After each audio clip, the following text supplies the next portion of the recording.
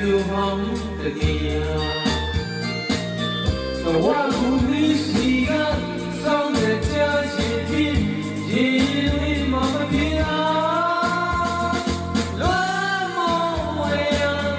ချိန်ဆောင်တဲ့လေးဒီလေးနဲ့ဆောင်းချင်ရစစ်ကူလေးပေါင်းရသည်တိုင်းအထိုင်မှာခွေးမလို့ခံရပါလေလားဆုံးရချိန်ဆောင်တွေ့တိုင်းသာစောင်းလို့လူလေးနဲ့ထိတ်ထားလေးရဲ့ချစ်စလန်းမတန်လို့ဒီနဲ့ရတာတူလို့စီအောင်လာကြည့်တဲ့ဒီနဲ့ဘောဆုံးလေရရဲ့တူလို့ချစ်သူကိုဝဲသူ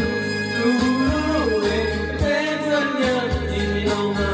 အတမစီဒီလိုထားတဲ့ဒီတော့ဘာမှအတားမရတာဆုံးလေရရဲ့သူတို့တော့နားလေရ